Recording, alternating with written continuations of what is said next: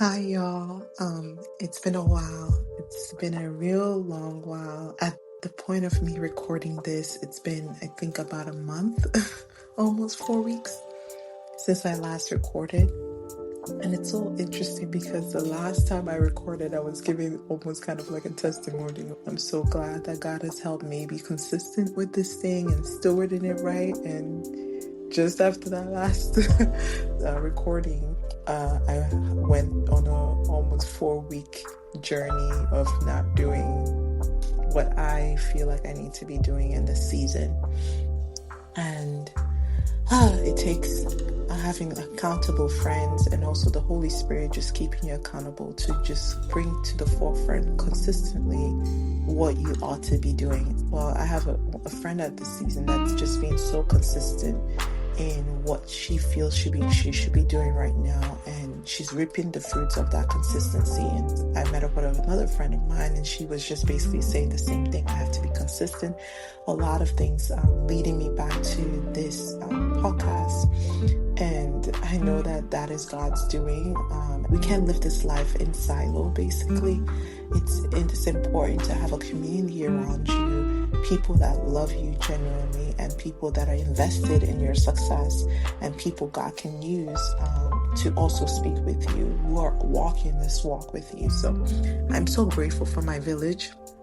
And what I had originally wanted to talk about, but I didn't talk about it in the week that it happened, was the topic of worry. Worry. We live in this world, and worry almost can masquerade itself as control. I have everything under control, and I feel like that is how it shows up for me.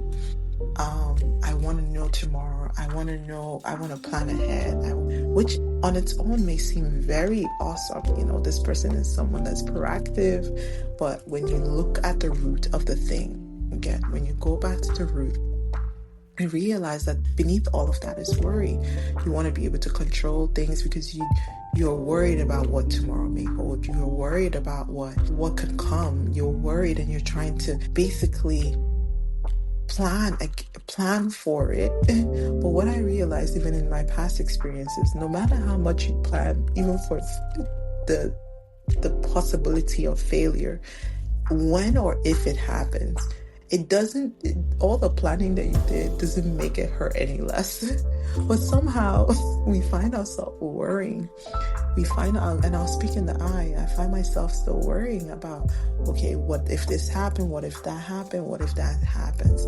But when that happens, it's basically stealing the joy of the moment. And I go back to a verse that actually keeps coming up for my sister. And in a season of my life, it was one that also came up for me quite often. And that is Matthew 6:34. And it basically saying, do not worry about tomorrow. Like basically sufficient is the troubles of today. God will take care of tomorrow. Tomorrow will take care of itself. Sufficient is the troubles of today. So worry about today. And in the church that I go to, the pastor keeps talking about all we have is today. All we have is today. And I'm like, you know what? That is true. Tomorrow is not guaranteed. Many can go to sleep at night and not wake up tomorrow. The tomorrow that you're planning for is not guaranteed. And you will say, yesterday is gone. You can't change anything that happened yesterday. You don't know if you have the opportunity of tomorrow, the privilege of tomorrow. But what you have, all you have is today. And how unfortunate, I would think, to then spend all of that day that you do have in the present moment worrying about what's to come, that you don't even know it will come, And it's really joined to this whole message of rest. And I think I touched upon that in the last message that I had, which was about Sabbath. And I feel like everywhere I look to the left, I look to the right, someone is talking to me about Sabbath. And I'm like, why is this message for me? And why do I keep hearing it? And what it is saying is that to learn the gentle rhythms of resting in the Lord.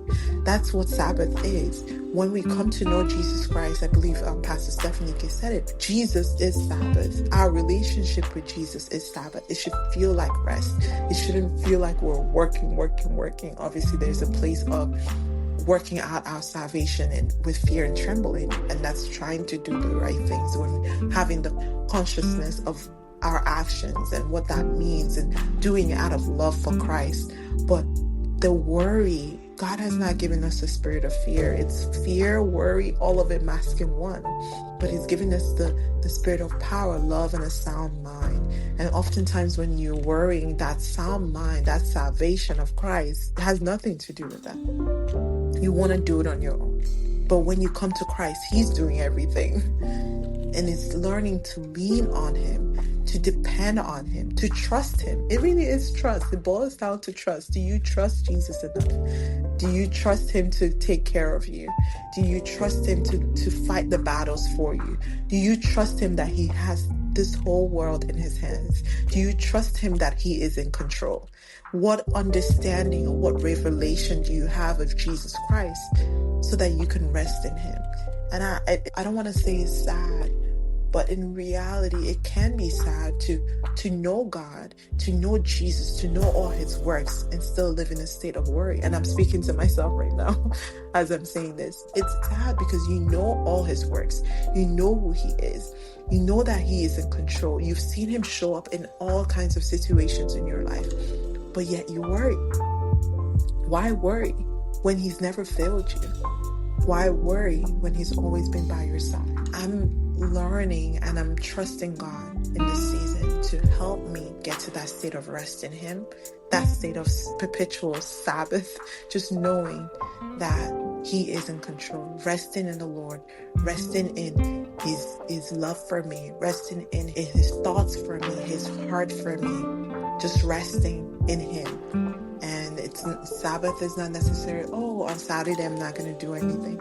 But it's the mental process of understanding who God is, having a true revelation of Jesus Christ and His heart and His nature and His love for you. He never said that in this world there will not be any troubles. But what He said is that He has overcome the world.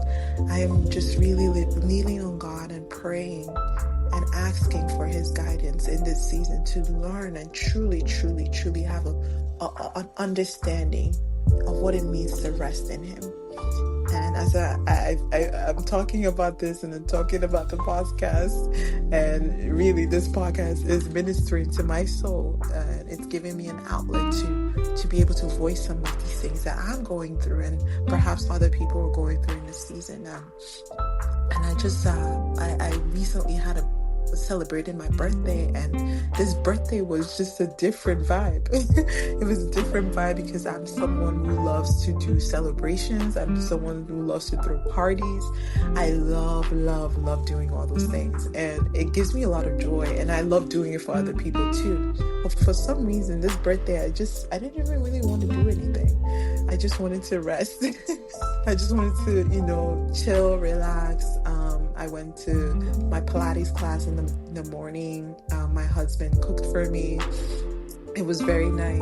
Well, he actually didn't cook on the day that I asked him to, so I'm exposing him on this podcast.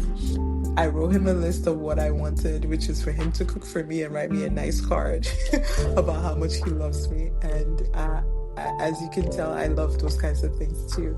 So I got gifts and I got the card and the food later. Like, he had the card, but he didn't write the message till later. So either way, I loved the message and I loved the food. Very, very good.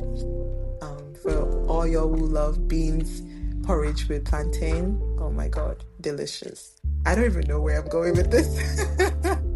But that was just a different way I celebrated my birthday, and I actually really loved it. I really loved it. I don't know what that means for the next birthdays, and I pray that God gives me many more years. But even in this moment, all we have is today. We don't know tomorrow. All we have is today. So living life, knowing with that consciousness that today is all you have. Whatever you want to do it today. However you want to feel it today. Whatever you want to do for God, do it today. Today is the day to start. And I am so grateful for God ministering to me about that and helping me come to that consciousness. And I ask whomever listens to this podcast to Keep me in their prayers. Keep me in your prayers, because worry, control, trying to predict tomorrow is not a state of rest in the Lord. And we have to work, not physically work, but catch a revelation that God is in control and rest in Him. This journey should feel like rest. And I pray that the Lord will bless us with rest through Him. Bye for now.